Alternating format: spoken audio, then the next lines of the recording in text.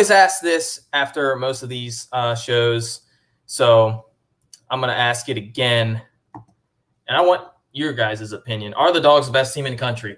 It is hard. It is hard to sit here and watch these games and not think Georgia is the best team in the country. Georgia did this without their starting quarterback, their starting wide receiver. Blaylock is still out. I didn't even see Marcus Rosemy in this game at all. Karis Jackson played a little bit on offense. He was just out there returning. I don't know what's up with that. But Georgia is great, not good, but great at every aspect of the game, is as deep as you can be at every position. Any team that thinks it's going to beat this team better think again. Well, like I said, this brings up my question: is Georgia the best team in the country? Which that's a solid answer. But you got to watch Alabama. Alabama is about to kick off, I think, right now against Ole Miss. I have that game right here. I have another screen right here, so I'll be probably watching the Cincinnati game. Or, Cincinnati's about to go up 2 scores. But, I think right now it's between Bama and Georgia. But, man, it's really hard for me to give the edge to the Dogs because Georgia hasn't beaten Alabama since 2007. This is a 2007-style season, it seems. Georgia has completely dominated every opponent, but as to it's being a 2007 style season, there have been so many upsets that I couldn't even believe. Just thinking about this right now, Clemson and North Carolina both have 2 losses. Just let that sink in. What else? Oklahoma has won 3 out of 4 games by 1 possession. They haven't even played a ranked team yet. They haven't even played a top 35 team yet. Let that sink in. They're about to today, though. And Alabama and Ole Miss just kicked off. Ole Miss gets the ball to start. But, this is a crazy season. This is a great season. And the Dogs, so far, in my opinion, have looked like the best team in the country. Do you rank them number 1? I don't think so. I got to see Bama lose first, or I got to see Georgia beat Bama. But looking at Georgia's schedule, you got Auburn next week on the road. That will be tricky. I don't know what time that game will be played. I think it might be 3:30 because the SEC should have a doubleheader on CBS. So Gary Danielson and Brad Nessler should be at the Alabama-Texas A&M game unless something crazy happens, unless Alabama loses and unless Texas A&M loses. Then I think that'll just be a night game, and then the real SEC game of the week would be Ole Miss, Arkansas. But we'll see. I think it's going to be hard for Georgia to play that game at 12. I don't think ESPN or whoever comes up with the TV schedule is going to do that to UGA. But yeah, Auburn is a good team. I don't think they're a great team. I think they're a 6-7 win team in the SEC. If they lose tonight, maybe 6 win, maybe even 5 wins at most, honestly, with how good the SEC West is. But Georgia still plays Kentucky. They still play Florida. And Tennessee looked pretty good today, surprisingly. They won on the road by 31 points. 31 points to Missouri. I didn't think Missouri was that good, and Georgia still plays Missouri. I didn't think Missouri was that good, but to lose by 31 points is embarrassing at home, man. So the SEC East is clearly one-sided right now. But yeah, and you can ask this question: who's Georgia's toughest opponent? I think it's Florida right now. Kentucky, they looked like a top 15 team in the first 2 weeks. Since then, I haven't seen it. They've won. Kentucky has won both these games each of the past 2 weeks by 5 and 6 to 2 terrible teams. Chattanooga is not a good FCS team, and it is an FCS team as well. They also barely beat South Carolina 16-10. Offense looked terrible. Again, I got to see Florida and Kentucky play tonight. But I think those are Georgia's 2 toughest games remaining on the schedule. It's going to be hard to beat Georgia this year. It really is. That defense is insane. It doesn't matter. I mean, they played. Georgia really played a great offense yet? Arkansas, coming into this game, had a solid offense.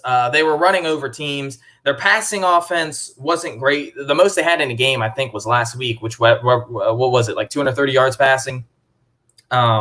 Which, but they were coming in running over teams. And Georgia's best part of that defense, their bread and butter, is that rush defensive scheme. And that's Kirby Smart's scheme for you, especially in the middle. You can't run the ball up the middle against Georgia. That's just never going to happen. Even laterally, you got all these cornerbacks. Brinney played pretty well on the outside. Chris Smith, he's not a corner, but he was able to wrap up on the outside. Arkansas just couldn't do what Arkansas does best, and that's run the football. And that's what they wanted to do. And Arkansas could not own the line of scrimmage. That was expected. That's why I didn't think Arkansas was going to be much of a hassle for UGA, but they're still a pretty good team, So we'll see. I asked this last week, was Arkansas good enough to compete with UGA? That answer was obviously no, unfortunately. And I love Sam Pittman. You guys got to give Sam Pittman a lot of credit. Coming into this season, I think Arkansas had the 11th or 12th best rated roster in the entire SEC. And that's just based off of composite recruiting rankings. So, take that however you want. But still, I mean, look what he's done so far. They are 4-1. 4-1. Ask yourself this in the offseason. Did you think Arkansas in the first 5 weeks would come into the year 4-1? 4-1, meaning they would have to either beat UGA or Texas A&M. Okay? Not a lot of people would have thought that. Most people would have had them at 2-3 or 3-2. I had them at 3-2 in the first 5 weeks, beating Texas, as I do like to say. And that win looks pretty good so far. Texas is 4-1. Texas is a top 25 team. Texas A&M is a top 25 team. So those 2 wins for Arkansas were very good, and they deserve to be ranked 8th. From what we've seen for the first 4 weeks, they deserve to be ranked 8th. Unfortunately for Arkansas, they had to play the best or second best team in the country. So Ole Miss and Alabama's kicking already kicked off. I think Ole Miss is about to go for it on a 4th and short here. This is a big game for the SEC. This game right here might be the biggest game for the entire.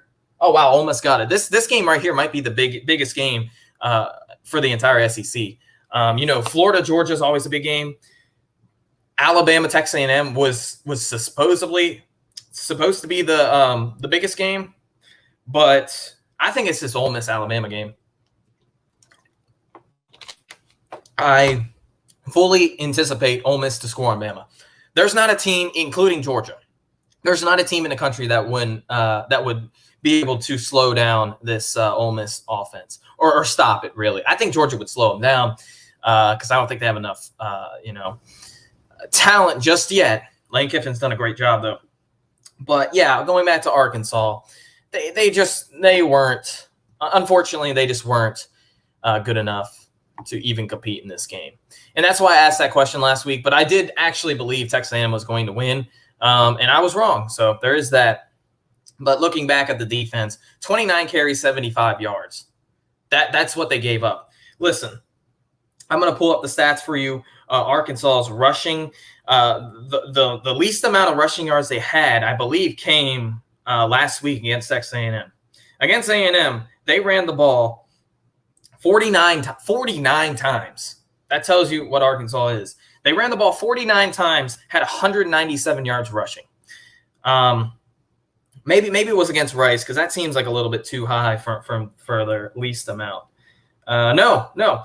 Literally last week, before this game, Arkansas's least amount of rushing yards was 197 yards rushing. 197. And they had that basically on 50 carries. So that's about 4 yards per carry. If you watched Texas A&M, I told you last week to watch that game. Texas A&M always starts out slow for whatever reason. They were down 17-0 already, and there was like 12 minutes in the second quarter.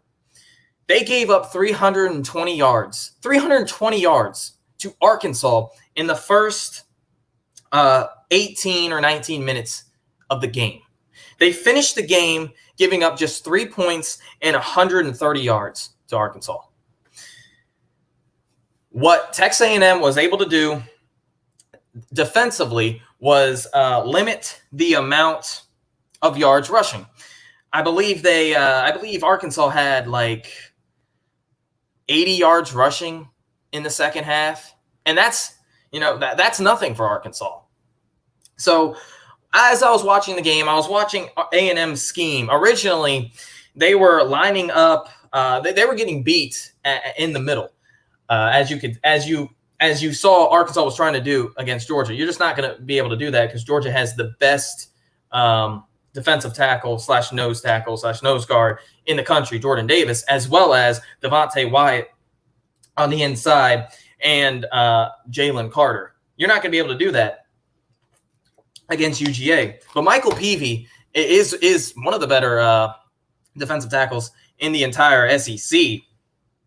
He was struggling in that game for A&M, and they were able to fix things up. And then it didn't matter because Arkansas already won the game because A&M's offense is terrible. But I was watching that game just to see what A&M's defense could do against that pretty good rush offense. And running the football is important, just as important as passing the football.